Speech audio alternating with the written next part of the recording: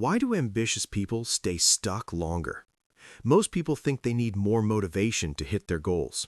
But here's what nobody tells you. Motivation is the exact reason you're failing.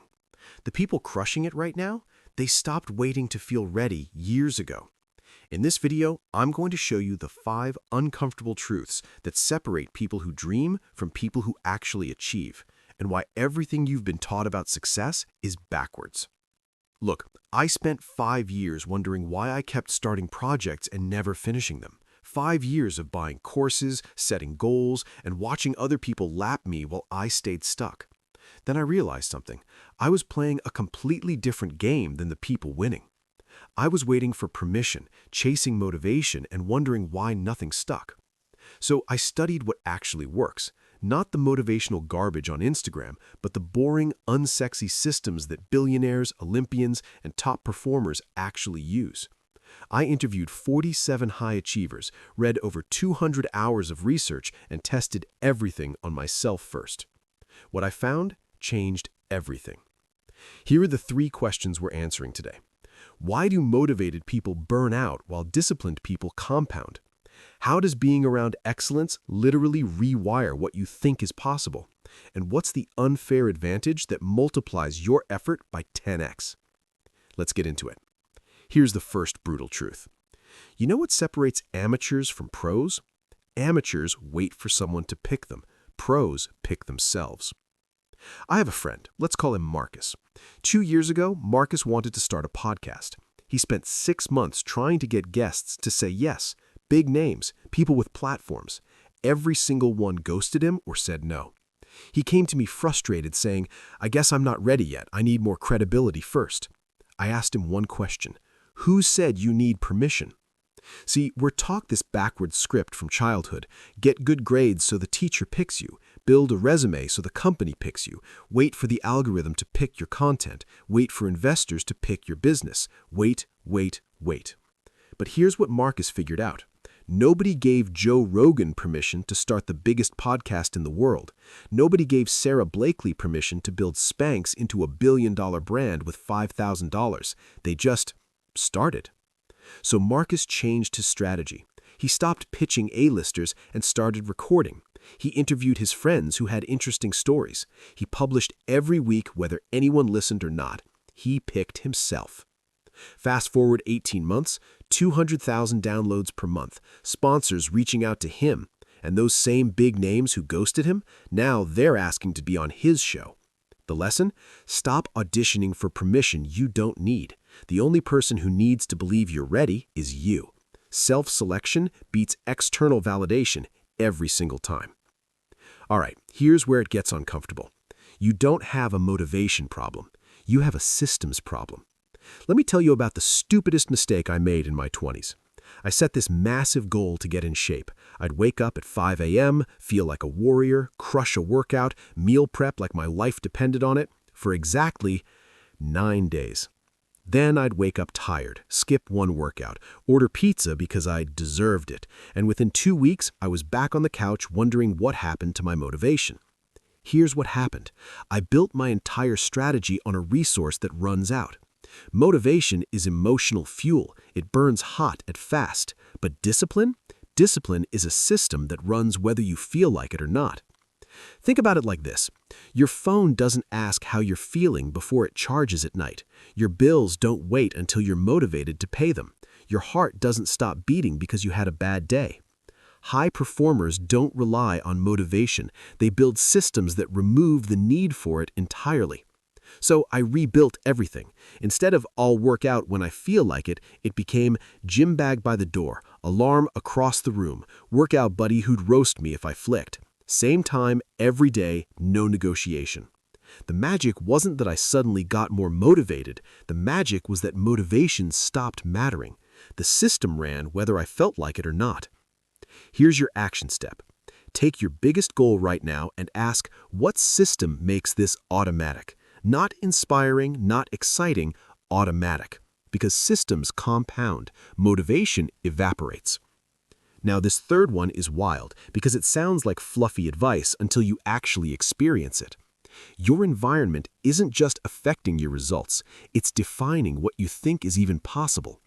2 years ago, I joined a mastermind group. Cost me $15,000 I didn't really have. First meeting, I'm sitting in a room with a guy who sold his company for $40 million, a woman running a $10 million agency, and someone who'd been on the cover of Forbes. I felt like a fraud. My biggest win at the time was a $3,000 client project. But here's what happened over the next 6 months. I stopped thinking $3,000 was a big deal. I watched these people negotiate $100,000 contracts like I ordered coffee. I saw their work ethic, their standards, their casual conversations about scaling. And slowly, without even trying, my baseline completely shifted. There's actual neuroscience behind this. It's called reference point adaptation. Your brain constantly recalibrates what's normal based on your environment. If everyone around you makes $50,000 and complains about work, that becomes your ceiling. But if you're surrounded by people casually doing $500,000 years, that becomes your new normal. Proximity to excellence doesn't just motivate you, it rewires what you believe is achievable. This isn't about networking or using people. It's about placing yourself in environments where your current level is the starting point, not the finish line. The truth is, you can work really hard in isolation and hit a ceiling you don't even know exists, or you can get around people already past that ceiling and realize, oh, that's just doable. The fastest way to grow isn't reading more books or taking more courses. It's surrounding yourself with people who make your goals look small. All right, number 4 is going to make some of you uncomfortable. If you're only accountable to yourself, you're playing on easy mode with the cheat codes on. Here's a brutal example. I told myself for 2 years I was going to write a book. Every January, this is the year. Every December, maybe next year. You know what changed? I posted on Twitter, writing a book, publishing in 6 months. Here's chapter 1. 70,000 people saw that post. Suddenly, I wasn't just letting myself down, I was publicly failing in front of an audience, and something clicked. I wrote every single day for 127 days straight, published exactly 6 months later. Here's the thing about internal pressure. It's negotiable. You can always talk yourself out of it. I'm tired, I'll start Monday, nobody's checking anyway. But public accountability? That's a different beast. That's your reputation on the line.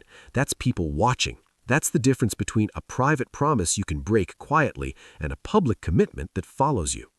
Studies show people are 65% more likely to complete a goal when they commit to someone else. But here's the kicker. It's not just about completion, it's about consistency. When people are watching, you show up even when you don't feel like it. Now, I'm not saying broadcast every goal to the internet, but find your version of stakes. Tell your group chat, post in a community, get an accountability partner who will call you out. The uncomfortable truth, you work harder when someone is watching, not because you're fake, but because external pressure forces you to honor the version of yourself you claim to be. Make your goals public, make the stakes real, turn internal pressure into external accountability. And here's the final truth, the one that separates people who grind forever from people who scale fast. If you're still trading time for money, you're playing the wrong game entirely. Let me show you what I mean.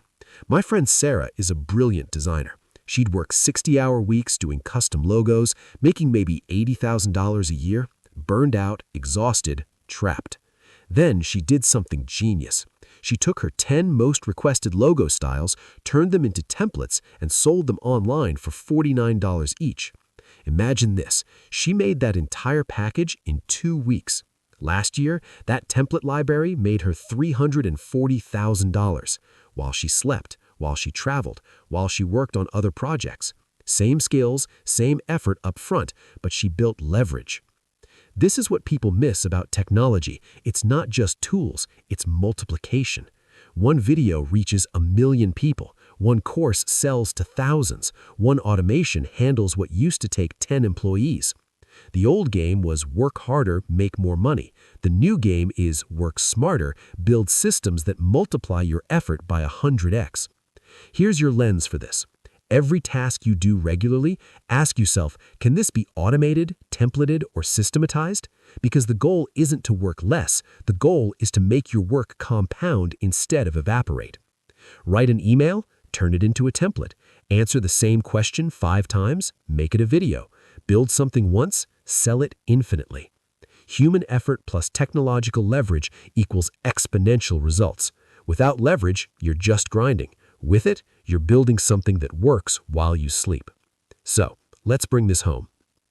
You don't need permission. Pick yourself. You don't need motivation. Build systems.